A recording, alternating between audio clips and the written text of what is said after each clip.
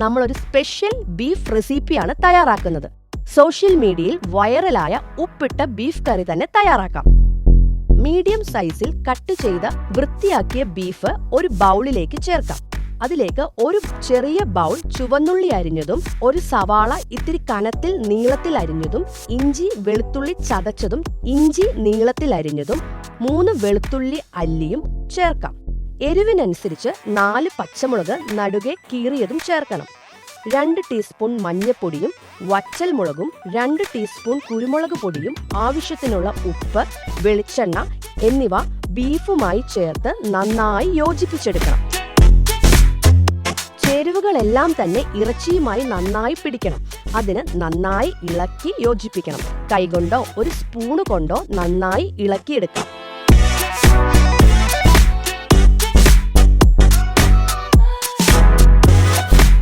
ഇനി ഈ ബീഫ് വേവിച്ചെടുക്കാം.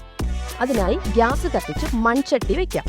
മൺചട്ടിയിലേക്ക് ആവശ്യത്തിനുള്ള വെളിച്ചെണ്ണ ഒഴിച്ച് ചൂടാകുമ്പോൾ വറ്റൽമുളക് ചേർത്ത് കൊടുക്കാം.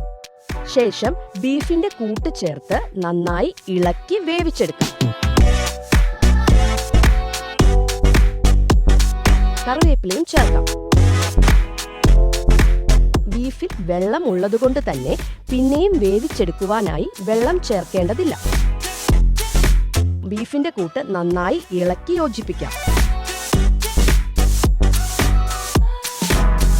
ബീഫ് പകുതി വെന്ത് കഴിയുമ്പോൾ പച്ചക്കായ അരിഞ്ഞത് ചേർത്ത് വേവിച്ചെടുക്കണം.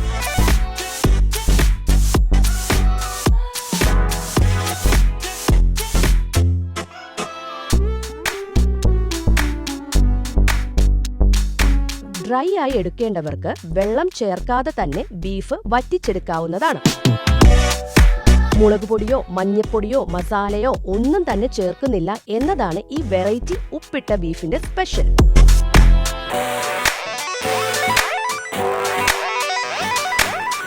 സാധാരണ വൈറലായ ഉപ്പിട്ട ബീഫ് പുട്ടിനാണ് കോമ്പിനേഷനായി നൽകുന്നത്. ഇവിടെ ഗ്രേവി രീതിയിലാണ് ബീഫ് തയ്യാറാക്കിയിരിക്കുന്നത്.